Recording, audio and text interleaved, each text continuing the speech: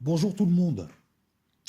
Le principe des vidéos, des vidéos que nous faisons, tous les alerteurs, tous les éveilleurs, hein, appelez-nous comme vous voulez, toutes ces vidéos, elles ont différents buts. Le premier, c'est de constater. Le deuxième, c'est d'alerter. Le troisième, c'est d'éveiller ou de réveiller. Le quatrième, c'est aussi d'avancer. Donc, en fait, lorsque nous faisons des vidéos, vous allez voir, vous allez très très vite voir là où je veux aller, là où je veux vous emmener. Lorsque nous faisons des vidéos, nous faisons aussi gagner du temps à tout un tas de gens qui n'ont pas le temps d'aller chercher cette info, plus cette info, plus cette info, de faire une synthèse après avoir fait une analyse et puis de mieux voir les choses. Donc on propose quelque chose, hein. Voilà, c'est un service qui permet à tout un chacun d'être un citoyen qui agit et qui a des arguments. Alors j'étais chez Saber, de la chaîne Saber Solo samedi. Il y avait tout un tas de gens bien en plus. C'était assez agréable, hein. Et on discutait sur la possibilité qu'avait chacun de faire quelque chose. On a parlé notamment, ben, et voilà, on s'est dit, il y avait une femme par exemple qui disait, moi je ne peux pas aller aux manifestations, j'ai une enfant. On a parlé d'entraide.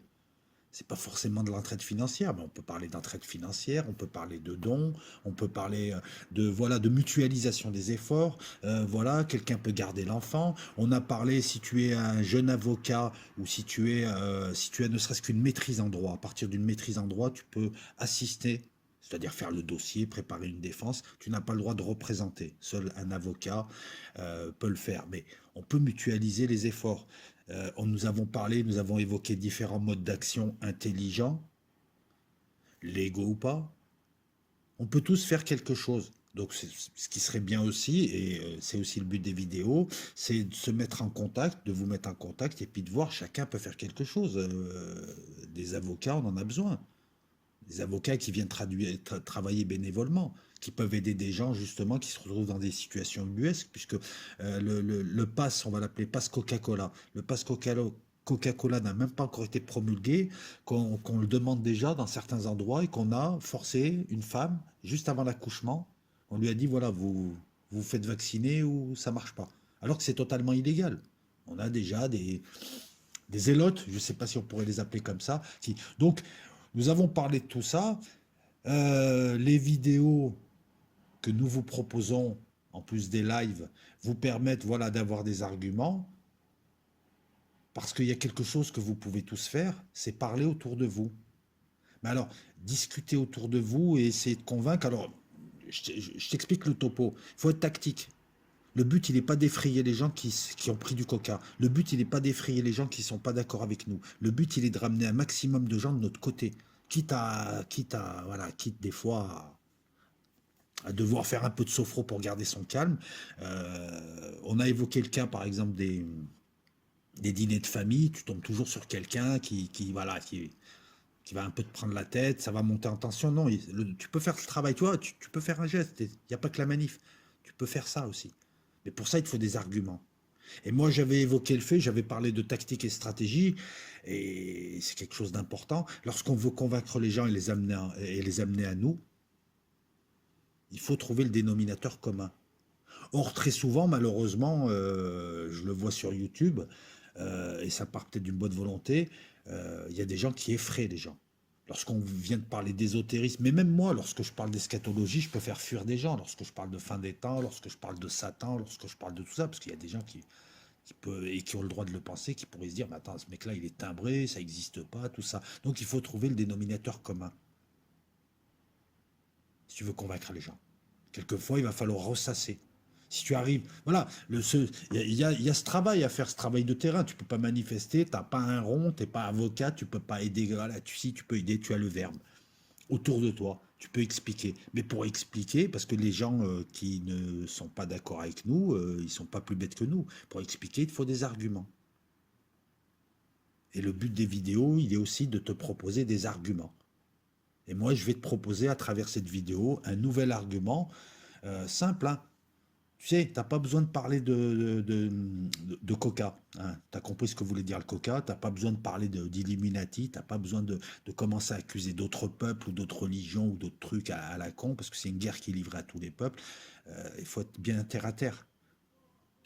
Tu peux parler de conflits d'intérêts, de corruption, de gens qui en fait sont payés. Alors j'avais utilisé une formule choc, mais finalement je le trouve approprié. J'avais dit que les hommes politiques étaient les préservatifs du nouvel ordre mondial, qui cherchaient à nous onduler. Voilà, on va te le dire à la manière d'un physicien, hein, ils cherchent à nous onduler.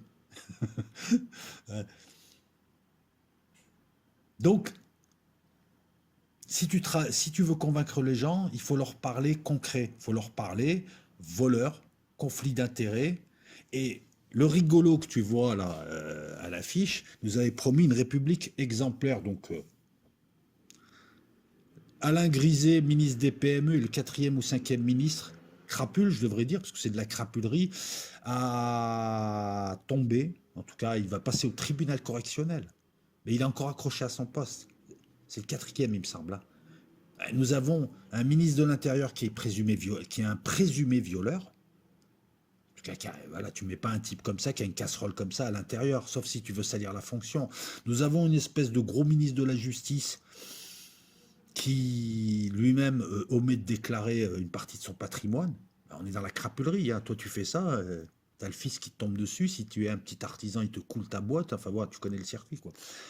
On en a deux, on a Ferrand, enfin, non, on a des députés LREM, on a tout ça, tout ça.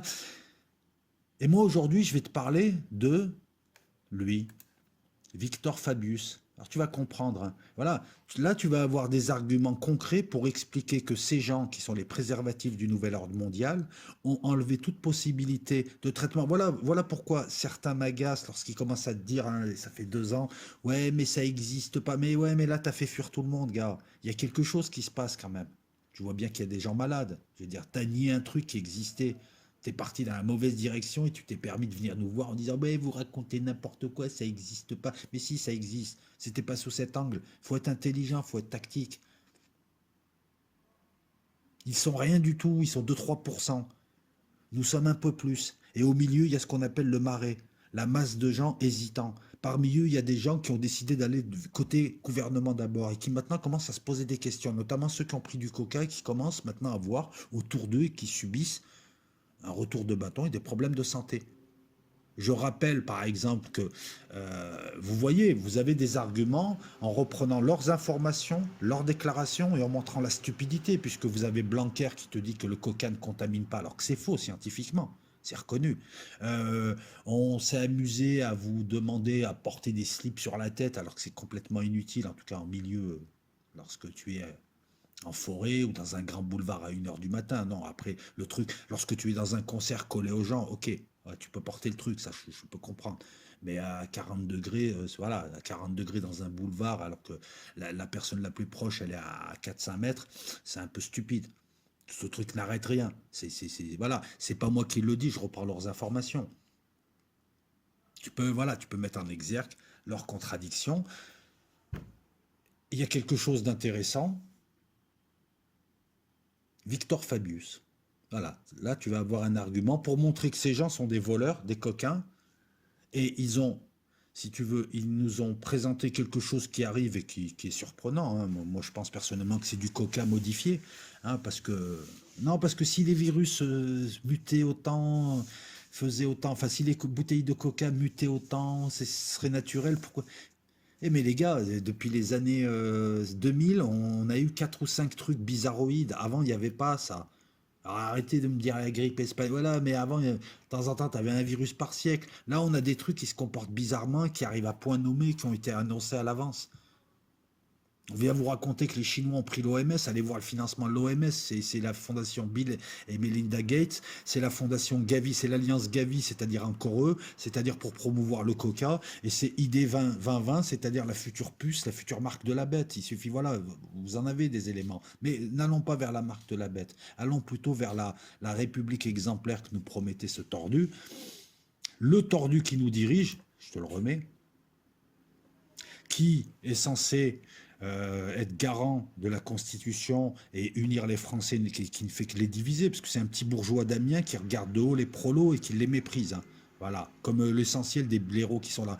Ce type est censé avoir des directeurs de cabinet, des conseillers de conseillers, des ce que tu veux. Et ben, malgré ça, il donne des millions à une boîte américaine pour le conseiller en matière de coca, puisqu'ils ont éliminé tous les traitements qui permettait de se soigner. Ce qui est fou, c'est qu'il y a eu une chape de plomb qui est tombée sur tout un tas de pays, et notamment le nôtre, où on te fait croire que tous les traitements sont bidons, avec en plus la complicité de scientifiques bidons, de zététiciens bidons, alors que je peux vous dire, j'ai des témoignages du monde entier. Avec Internet, tu as des témoignages du monde entier. Avec le téléphone, tu as des témoignages de gens qui ont été traités avec différents traitements plantes et autres. Je ne vais pas citer les noms là, mais vous avez compris. Nous avons des scientifiques qui commencent maintenant à se plaindre puisque leurs publications qui proposent des traitements sont censurées. Ils commencent eux aussi à se poser des questions. Vous voyez, il y a pas mal de gens qui étaient dans le Babylon System et qui se réveillent en disant, attends, on nous dit qu'il n'y a pas de traitement alors qu'il y a des traitements. Tout ça pour nous emmener vers le coca, le passage obligatoire. Voilà. Le psychopathe, ce n'est pas une insulte, c'est une maladie, et ce n'est pas moi qui le dis, c'est un psychiatre italien, hein, allez voir la vidéo, qui vous explique pourquoi ce type a les symptômes de la psychopathie, comme tous ces gens, hein, voilà. Ce type, donc, donne des millions à McKinsey Company. C'est même pas une boîte française. C'est normal que ce pays coule, les mecs ils achètent pas français, ils vont chercher des boîtes de sécurité israéliennes, des boîtes de sécurité américaines, ils vont chercher partout, mais ils prennent pas français. Mais pourquoi il n'y a pas des boîtes de conseils? D'ailleurs, tu as des conseillers, pourquoi tu claques de la thune comme ça? Voilà. McKinsey Company, c'est une boîte de conseil américaine qui s'occupe de conseiller le psychopathe en matière de stratégie coca. Voilà. Va coca, on va le dire comme ça. Et lorsque tu vas voir un petit peu ce que fait McKinsey, donc ceci est en source libre, hein. Le gars qui dit tu mens, t'es complotiste, non, voilà. Tu vois, moi je reprends leurs infos. Et devinez qui travaille pour Victor Fabius, le fils à Dracula, hein, pour ceux qui se rappellent du sang contaminé. Victor Fabius, directeur associé. Alors, Victor Fabius, c'est le fils à Dracula, et Dracula, c'est pas le président du Conseil constitutionnel qui doit examiner cette loi sur le pass sanitaire, cette loi qui nous emmène petit à petit vers une obligation cocaïodale, coca, hein, qui arrive, hein. On va bientôt nous forcer à prendre le coca de force, parce qu'il faut le prendre de force, et pas n'importe quel coca. Si vous demandez du Sinovac, ou si vous demandez du Spoutnik, des coca traditionnels, ils les ont bloqués en France. Même l'Union européenne, beaucoup de pays de l'Union européenne se posent la question, pourquoi vous bloquez ces vaccins? Non, il faut tel ou tel type de coca. Ceux qui font du dégât. Beaucoup plus que les pseudos, oui, non, il y a eu 6 cas sur des millions. Non, il y a tout un tas de gens là que je connais, puis il y a tout un tas de gens qui souffrent de troubles, puisque c'est les coca nouveaux, là, ces coca nouveaux sont encore en expérience, on est encore dans la phase expérimentale. C'est pas moi qui le dis, beaucoup de scientifiques qui se posent des questions. Pourquoi cette précipitation? Pourquoi forcer les gens à prendre ces trucs-là et pas d'autres trucs? Vous voyez, même les pro-coca, même les scientifiques pro-coca te disent, mais pourquoi ils poussent les gens à prendre ces coca-là, qui sont quand même en phase d'expérimentation? Nous n'avons aucun recul. Oui, parce qu'ils te disent, on a du recul, 3 milliards de gens. C'est pas du recul, le recul c'est sur le temps. Voilà. Et un an de recul pour un cocasse, non, il faut 5-10 ans. Donc les gens qui ont pris le coca aujourd'hui, je peux vous dire que ces gens-là, il y en a beaucoup qui vont souffrir dans 3, 4, 5 ans, parce qu'on ne sait pas ce qui va se passer, mais on commence déjà à comprendre. Hein, stérilité, enfin il y a tout un tas de choses bizarroïdes. Bref, revenons à nos moutons. Victor Fabius travaille, donc directeur associé, travaille pour une société américaine qui vient conseiller Macron en matière de stratégie coca, pour nous forcer à prendre du coca, le coca américain, le coca Moderna, le coca ceci, cela, enfin tous les coca dangereux. Hein, si tu veux du Spoutnik, je te dis, hein, si vous n'êtes pas anti-coca, rabique, dites aux gens, mais pourquoi est-ce que moi je ne peux pas prendre du vaccin russe par exemple? Alors, vous voulez que je prenne quelque chose? Je veux le vaccin russe. Parce que là, à la limite, on retrouvera la problématique des coca classiques. Donc, Pendant que Fiston travaille pour cette société américaine qui vient conseiller, donc déjà conseil en matière de stratégie. Donc en gros, vous utilisez des stratégies pour amener les Français là où vous voulez, et vous me parlez de démocratie, vous me parlez de liberté de choix. Manœuvre dolosive, encore une fois. On t'embrouille pour t'emmener là où on veut, en te faisant croire que c'est toi qui as décidé. Mais pire, cette loi qui est décriée et contre laquelle nous manifestons, en fait, va être examinée au Conseil constitutionnel, et c'est le père de ce type qui va te dire si oui ou non la loi sur le pass sanitaire qui est censée nous amener vers le coca est constitutionnelle ou pas. Il n'y aurait pas un conflit d'intérêts, Laurent Fabius, quand ton fils est dans le camp qui justement promeut ce genre de choses? Il n'y aurait pas un conflit d'intérêts? Alors on va faire un autre. Alors là, vous avez économie matin, vous voyez, ouais, j'invente rien moi. Fabius, conflit d'intérêts. Vous voyez, quand vous avancez des arguments comme ça, les gens sont amenés à se poser des questions. La plupart des pseudo-scientifiques que vous voyez à la télé sont en conflit d'intérêts. C'est-à-dire qu'en gros, nous avons affaire à des espèces de sous-merdes. Eh ouais, il faut bien que je me lâche à un moment donné, je fais le loco. Des espèces de sous-merdes qui touchent de l'argent pour trahir leur peuple, pour venir nous baratiner. Et comme ça marche pas, ils se mettent à forcer. Et comme ça marche pas, ils se mettent à nous insulter. Parce que voilà, c'est, tu vois, c'est filochard, ribouledingue, c'est les pieds nickelés. Les gars, ils essayent de te voler, tu les attrapes, et ils ont encore le culot de t'insulter tellement ils sont imbus de leur personne, ces espèces de sous-merdes.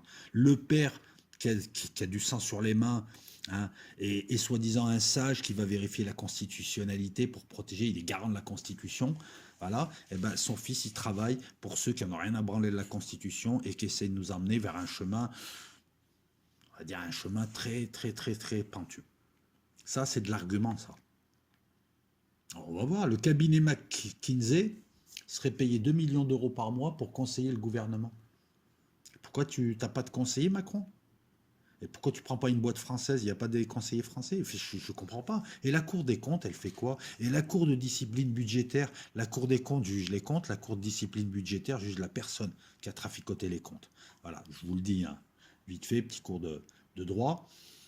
Voilà, donc on va lire ensemble, alors que la loi prévoyant l'extension du pass, blablabla, blablabla, elle est étudiée, blablabla, blablabla. Dracula, hein, le Conseil constitutionnel, hein, Fabius Juppé, hein, que du beau monde. Hein. Il y avait Dumas aussi. Hein. Ah oui, il faut.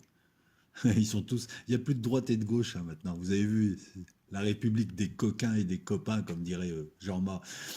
Cette loi qui a été largement pilotée et décidée par la présidence de la République en utilisant des procédures accélérées, en utilisant des pouvoirs exceptionnels, et pour ça il a fallu voter l'État. Quand ils votent l'état d'urgence, quand ils votent des lois dites lois de crise, c'est juste pour pouvoir utiliser, c'est juste pour pouvoir tordre le droit français, la Constitution, et utiliser des procédures où voilà, où tu peux pas parler, hop, une loi en une semaine, vous ne discutez pas, vous la votez par bloc, vous la votez pas par article, vous ne la votez pas par alinéa, vous la votez en bloc, voilà.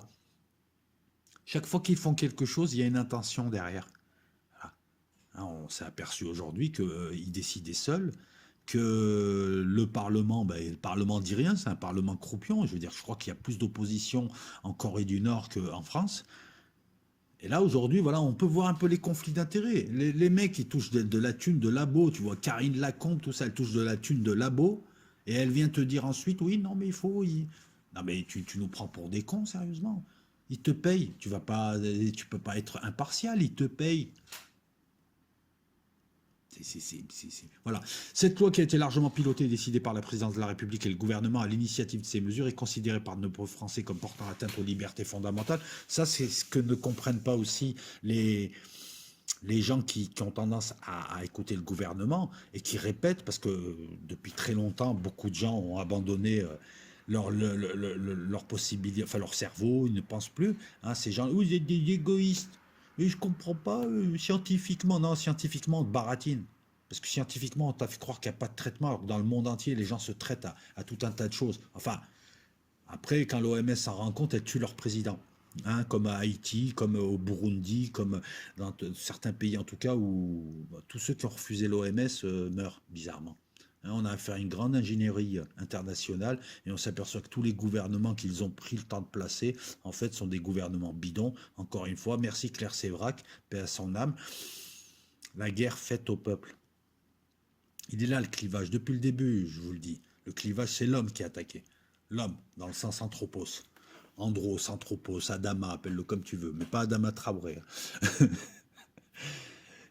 Donc on attend de voir ce que va dire le Conseil constitutionnel, mais il y a un souci. Le chef du Conseil constitutionnel qui a une voix qui est prépondérante, c'est-à-dire que s'ils sont à égalité, c'est Laurent Fabius Dracula qui va décider. Et son fils, il est dans un camp. Il ne peut pas se permettre, lui, de décider, de prendre la mauvaise décision pour cette boîte de conseils pour tous ces gens, puisque son fils travaille pour eux. Ça, c'est des arguments que tu peux balancer à table, aux plus réfractaires. Moi, je sais bien, après, tu vas tomber sur des gens, tu auras beau leur sortir des arguments, ils ne vont pas les calculer, ils ne vont pas les écouter, ils vont faire comme s'ils n'existaient pas, et ils vont continuer à te dire que toi, tu ne sais pas et que le gouvernement, c'est beaucoup mieux. Ces gens-là, tu ne pourras rien faire. À la limite, tu peux faire quelque chose, tu peux les accompagner au vaccinodrome. Voilà, tu peux les aider, même à prendre une troisième dose. Puisque je crois savoir en plus qu'au départ, ils t'ont dit, voilà, il n'y a que le vaccin. Non, mais vous faites vacciner une fois. Oh, il y aura peut-être une deuxième dose. Maintenant, il y en aura une troisième. Ces types-là, ils vont être à vie sur un fauteuil ou dans un lit d'hôpital et on va leur faire deux doses d'un truc qui leur amène d'autres maladies, qui leur fait baisser leur immunité. Bref. Voilà, je pense t'avoir tout dit. En tout cas, hein, le député blablabla, bliblibli, blobloblo, je te laisse lire l'article, c'est économieMatin.fr. Et je conclurai cette vidéo en te disant, toutes mes vidéos sur les manifestations marseillaises, toutes mes vidéos qui sont sur Los Locos sont, je vous les offre. C'est-à-dire que si tu as une petite chaîne, si tu veux récupérer ces vidéos, tu peux les récupérer. Elles sont toutes monétisables. Donc voilà, ceux qui veulent récupérer les vidéos, chaque mot a son importance.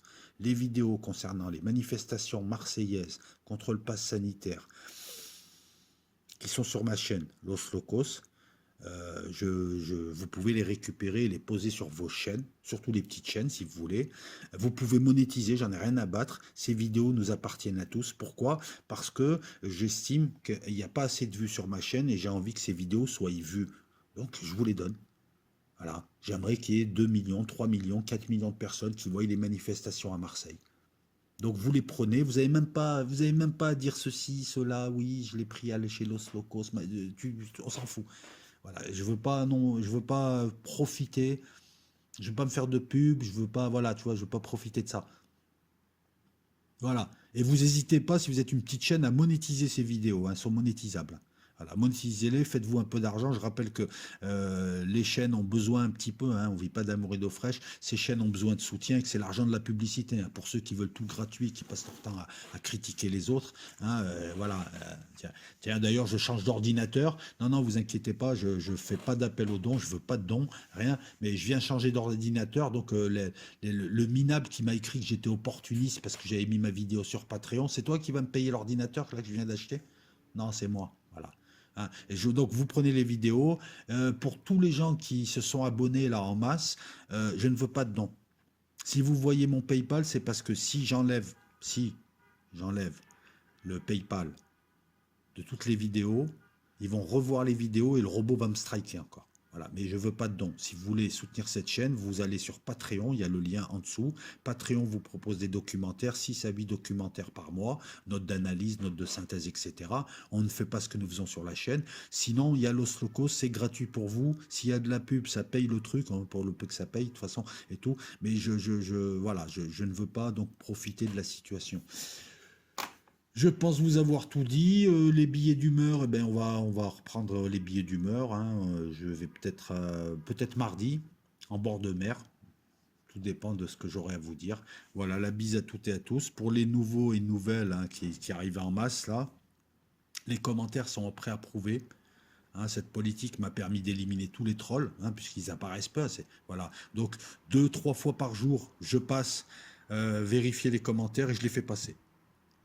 Tu as le droit de me critiquer tant que tu es poli. Tu as le droit de me critiquer tant que tu as des arguments, hein. Si c'est une attaque à la personne parce que tu aimes pas ma tête, ouais, ça passera pas. Voilà. Et pour ceux qui pensent que je lis les commentaires, j'ai quelqu'un qui s'occupe de ça. Donc tu ne m'atteins même pas. Tu vois, moi le matin, je prends mon café, on s'occupe de mon commentaire, des commentaires. Donc les gens qui essayent de piquer parce qu'ils ont que ça à faire dans la vie, voilà. La bise à toutes et à tous, et puis à bientôt. Sur Patreon arrivent plusieurs vidéos, et notamment un récap. Alors voilà, sur Patreon, je vais mettre le montage de la dernière manif. Là, je suis en train de le faire. Là, je suis un peu fatigué, mais je suis en train de le faire. On est dimanche, on est dans la nuit de dimanche à lundi. Et sur Los Locos, finalement, donc j'ai changé d'avis. Je vous mettrai la manif totale. Manif totale sur Los Locos que vous pouvez récupérer. Sur Patreon, je vais vous faire un quart d'heure de montage où il y aura tous les moments chauds. Vous allez avoir aussi une revue de presse, et puis on va reparler d'Haïti, on va parler de Soleimani, on va parler du dernier bateau, là, de la guerre secrète Israël-Iran. Donc il y a encore eu un nouvel épisode là. Tout ceci sur Patreon. La bise à toutes et à tous. Ciao.